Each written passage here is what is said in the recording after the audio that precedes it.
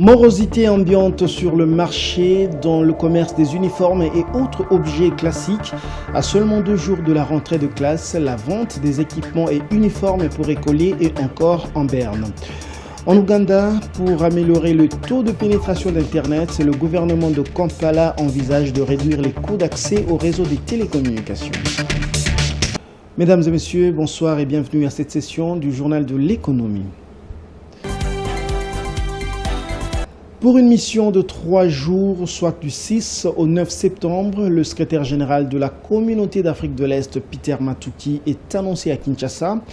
Il sera à la tête d'une délégation composée des chefs d'organes et d'institutions d'Afrique de l'Est, mais aussi d'éminents chefs d'entreprise de la région qui viendront réfléchir sur les priorités essentielles à l'approfondissement de l'intégration et à l'exploitation des opportunités d'investissement en RDC et dans la région. Edouard Funda. Depuis l'entrée de la République démocratique du Congo dans la communauté d'Afrique de l'Est, ce sera une grande première mission des chefs d'entreprise et des dirigeants de la CAE au Congo, 7e membre de la communauté depuis près de 5 mois.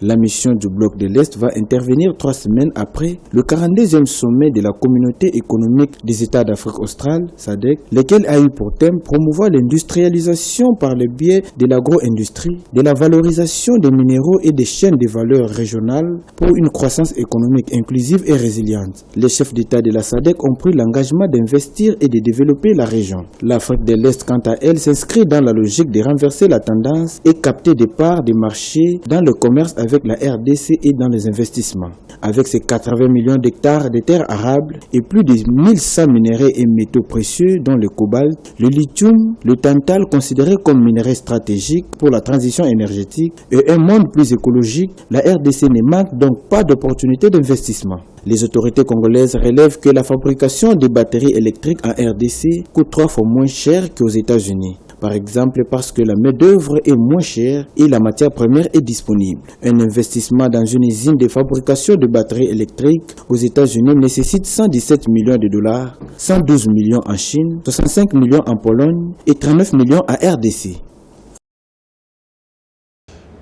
Prévu pour lundi 5 septembre, la rentrée scolaire 2022-2023 est confirmée sur toute l'étendue de la République. Mais sur le marché de Kinshasa, le constat reste amer. Le cas du marché central, communément appelé Zando, où l'on observe une faible entrée des acheteurs contrairement aux années précédentes. C'est ce que ont déclaré des vendeuses trouvées dans ce lieu de négoce par Patience Lokeke et Benito Kabina. À quelques jours seulement de la rentrée, la température qui règne au grand marché, communément appelé Zando, étonne plus d'une personne. Dans les années antérieures, il était presque impossible à ces dates précieuses de fouler tranquillement ses pieds à cet endroit à cause de l'engouement de parents qui s'est précipité à acheter des fournitures scolaires pour leurs enfants. Chose qui est visiblement contraire à ces jours. Maman.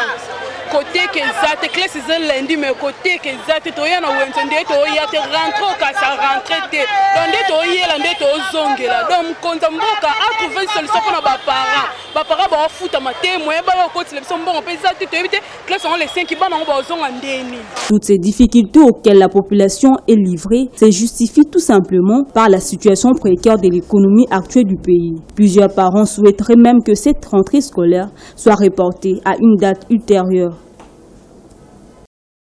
Relance de travaux d'électrification du quartier Kanlouka, la SNEL va procéder bientôt à l'installation des compteurs. Ces dispositifs n'attendent que la fin de travaux préliminaires qui sont en cours. Le directeur général de cette société de portefeuille de l'État a réuni tous les intervenants de ce projet pour une réunion sur son exécution. Il s'est ensuite rendu au dépôt central de la SNEL de Kinshasa où sont entreposés ces compteurs. Suivez. Dans le cadre de la relance du projet d'électrification du Kanlouka et conformément aux recommandations du chef de l'État Félix-Antoine Tshisekedi Tshilombo, le directeur général de la Société nationale d'électricité SNEL SA, Jean-Bosco Kayombo Kayan, a réuni dans son cabinet de travail tous les intervenants dans les 10 projets en vue de sa bonne exécution. Ensuite, le DG de la SNEL a fait les déplacements du dépôt central délimité où sont entreposés une quantité importante de compteurs à prépayés de la nouvelle génération ainsi que d'autres matériels devant être utilisés dans le cadre de ces projets. Jean Bosco Kayombo réaffirme ici la promesse du chef de l'État aux habitants de Kanlouka.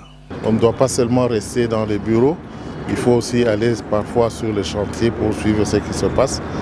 Et ici particulièrement, on est venu pour les compteurs parce que, comme vous le savez, nous avons un défi majeur à réaliser, c'est celui de lancer effectivement donc, sur terrain les travaux du camp Luka. Donc tous les préparatifs sont déjà prêts. Il y a déjà sur le chantier des équipes qui ont déjà commencé du côté moyenne tension cabine.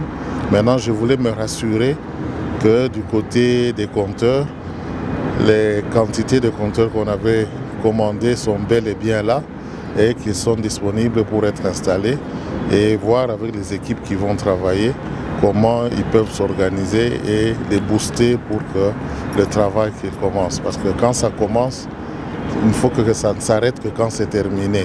On ne veut pas avoir des arrêts en cours de route. Vous confirmez que la promesse du chef de l'État pour les habitants de Kanlouka a été tenue? Nous tenons à la tenir. Il faudrait noter que ce qui s'est fait au Kanlouka est un projet pilote qui doit être implanté dans le reste de la ville et dans l'arrière-pays.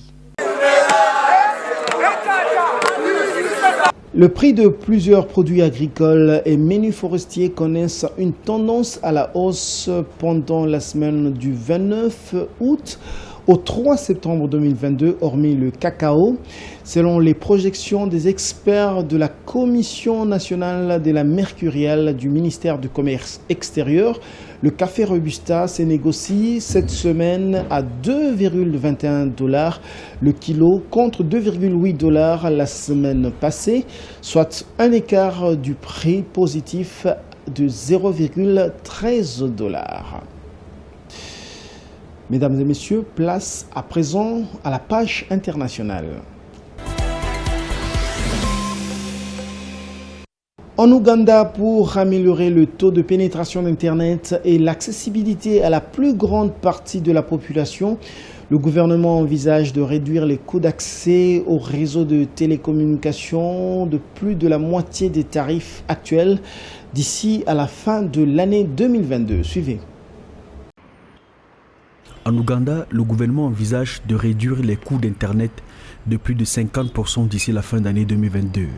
Selon les autorités ougandaises, cette initiative devrait permettre d'améliorer les services financiers numériques et d'accroître l'inclusion financière des groupes vulnérables. Selon les données du gouvernement, 21,8 millions d'Ougandais souscrivent actuellement une offre de téléphonie mobile. Nous parlons d'un Internet purement gouvernemental. Une fois que nous aurons réduit le coût auquel le gouvernement vend aux fournisseurs de services, ils réduiront automatiquement le coût que l'utilisateur final devra payer et nous pensons que cela contribuera à nos efforts pour numériser notre économie. Au-delà de la réduction des coûts d'Internet, l'Ouganda a également mis en œuvre plusieurs autres projets similaires, notamment celui portant sur l'infrastructure dorsale nationale de transmission de données et l'infrastructure d'administration en ligne, dont le coût est estimé à 75 millions de $. En Ouganda, près de 50% de la population est connectée au haut débit. Des mesures prises par le gouvernement à travers des réductions de taxes, ça va permettre d'accélérer les transactions financières. On sait qu'aujourd'hui en Ouganda et dans la plupart des pays africains, beaucoup de PME et d'entreprises utilisent des services et des transactions financières en ligne. Donc cela va permettre de réduire les coûts, de faciliter d'une certaine manière les services en ligne, que ce soit même au niveau des entreprises spécialisées, mais aussi d'autres types d'entreprises. Et cela, globalement, la réduction du coût d'Internet va aussi permettre aussi à certains ménages de pouvoir accéder à Internet. Et qui dit accès à Internet dit possibilité d'avoir des activités en ligne, de créer des e-commerce, des e-activités, des startups d'une certaine manière. Et cela peut, avec effet domino, relancer la croissance. Ces projets s'inscrivent dans le cadre du programme d'accélération numérique de l'Ouganda, qui ambitionne de combler les lacunes actuelles de l'infrastructure et améliorer l'accessibilité à Internet dans ce pays d'Afrique de l'Est. L'Ouganda présente toutefois un taux d'accès à Internet assez avancé, puisqu'il occupe le 18e rang en la matière à l'échelle du continent africain.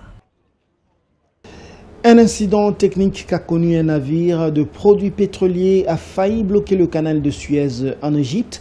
Ce pétrolier est resté bloqué pendant un court moment sur la route maritime mondiale, faisant craindre le blocage de ce canal comme en 2021. Le navire de 64 000 tonnes a été remis à flot sans coup férir selon les autorités de ce canal en Égypte. Suivez.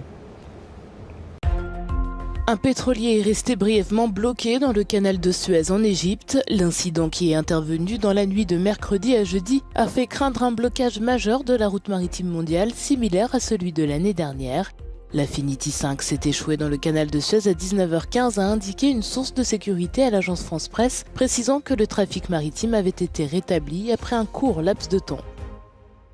Fin de ce journal, mais avant de le boucler complètement, voici le rappel des titres. Des uniformes et autres objets classiques.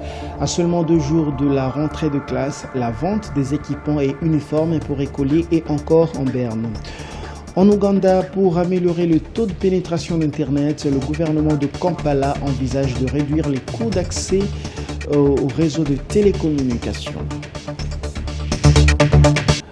C'est la fin de cette édition. Merci de l'avoir suivi et bonne suite de programmes sur nos antennes.